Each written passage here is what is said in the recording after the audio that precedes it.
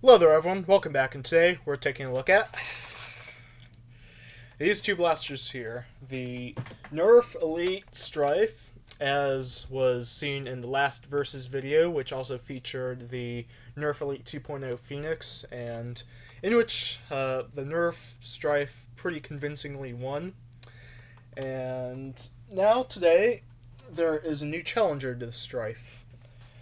The Dart Zone Adventure Force Spectrum. Now, this blaster, as with the Villainator, which I reviewed a while back, is made by Dart Zone, which is the same company that made the Nexus Pro and the Aeon Pro and a whole bunch of other very high quality, very high performance blasters. So it's made by Dart Zone, that company, but it's marketed as an Adventure Force blaster as a Walmart exclusive, which, though, be warned, some of the other blasters at Walmart under the Adventure Force line are made by BuzzMe, so if you're ever there, be careful as to which ones you buy and which ones you don't, because you could either end up with spoiler alert, an excellent product such as this, or something like a BuzzBee Thundershot, which it's quite the opposite. So, yeah, this is the same blaster that we saw last time, so to do an overview of it, it's basically the same thing. I put a few more attachments on here, which is closer to the way that I would actually run it in an actual Nerf war. So I have the foregrip that this came with. This is actually the magazine it came with last time I used a Long Strike magazine from the Modulus Long Strike.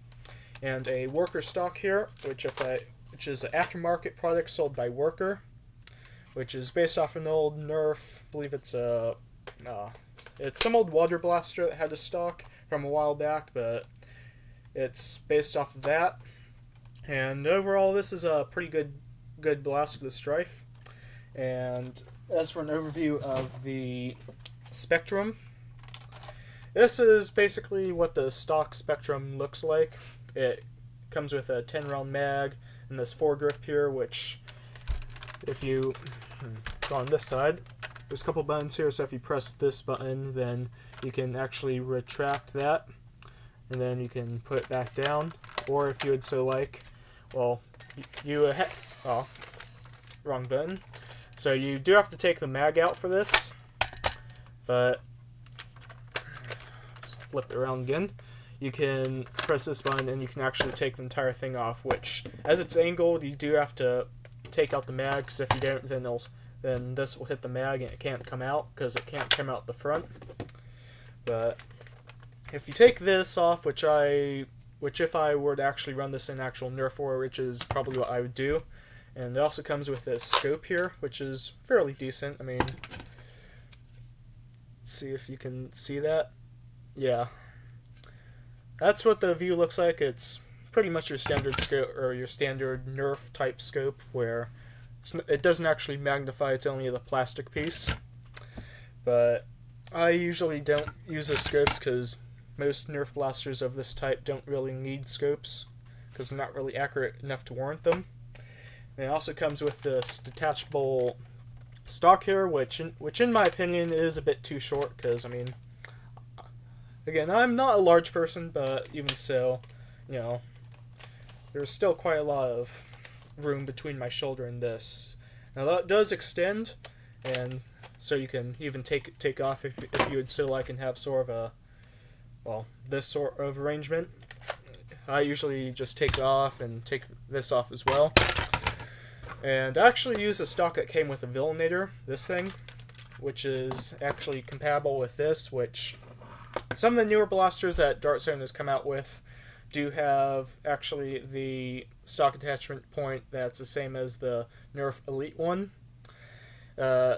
These blaster designs are a little bit older. They're a couple years old now, I think. So they use this type. This is the stock from the Villainator. It attaches on there, and I think overall this is a pretty good style. If I can get the mag in. Yeah, so it's a pretty good style. And this is how I would probably run the Spectrum if I were in actual Nerf war. And, well, go grab the Stryfe.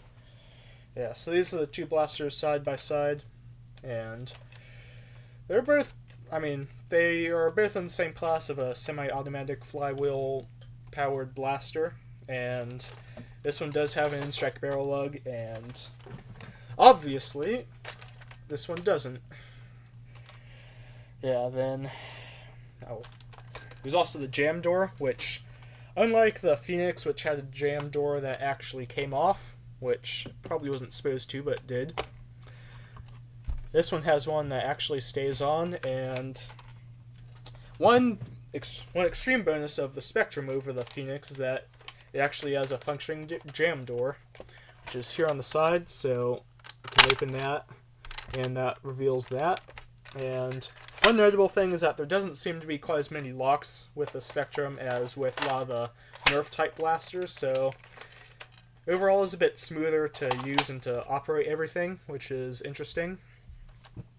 But that's pretty much it for the styling of it. This is the red version, which back in the day it was originally a green version that was released, but this is a slightly newer model that I bought. The internals don't differ in any way that I've seen, but it's obviously red instead of green, which personally though I do rather like it. I do like green, but personally I'm of the opinion that the green on the early Spectrum was a bit too light of a shade for me. But I digress. So, guess now we'll go to the performance part, starting with Stryfe. So, yeah, and one interesting thing is that the Stryfe requires only 4 AA batteries, whereas the Spectrum actually takes 6, which might seem a bit excessive, but once you see the firing demo, I think you'll see why. It's also quite a bit louder. I don't know how loud it'll sound on YouTube, but it sounds pretty loud here.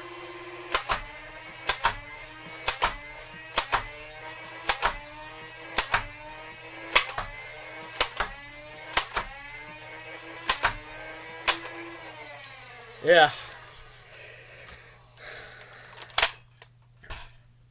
Yeah, so overall then, you can pretty clearly see there that the Spectrum, the firing performance of it is a lot better than that of the Stryfe, which, Stryfe, it's not bad, but it tends to fire about 70 feet per second, which is about standard for a Nerf Elite blaster, but Spectrum tends to fire a little bit higher than that, anywhere from 80 to 100 feet per second through my testing.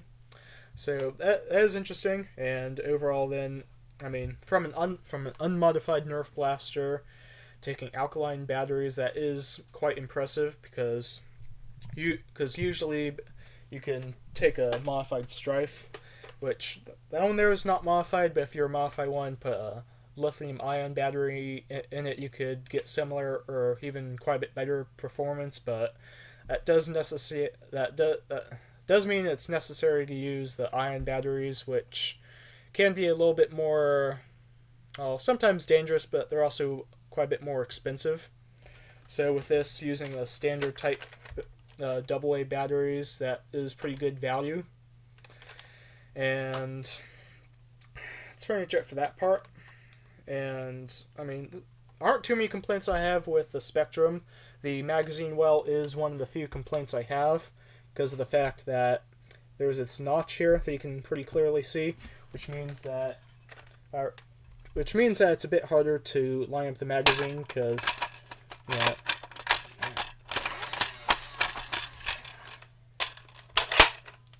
I haven't really gotten quite enough practice with it, but it is a bit harder to get that part down as opposed to with a Stryfe, where it's easier if I take the foregrip off, where I can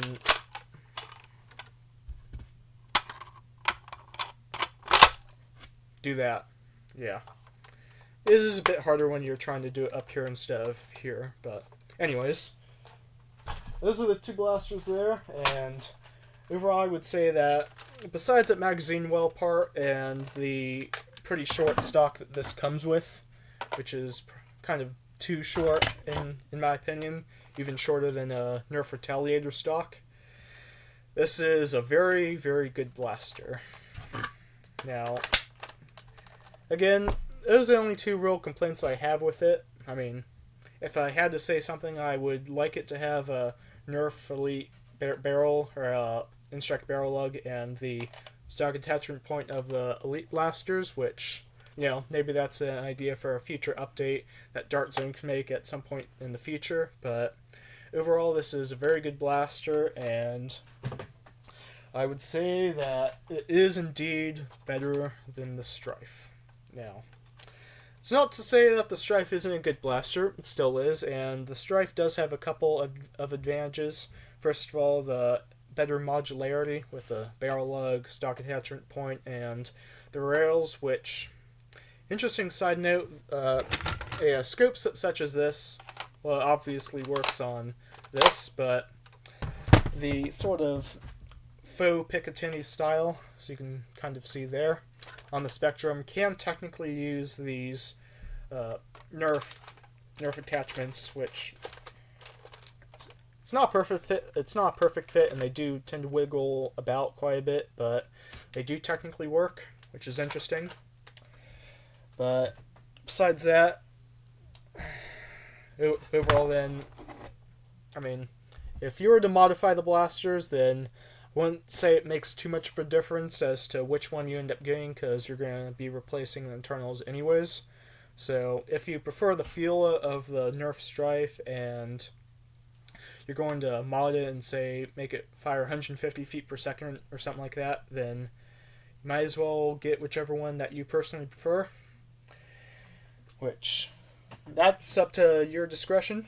And only other thing is that sometimes, because of the fact that it's a Walmart exclusive, the Spectrum isn't always available in certain areas. For instance, there's one viewer I saw where even something such as the Stryfe isn't available everywhere. So some of these blasters, you sort of have to make a compromise if you can't get one in your area.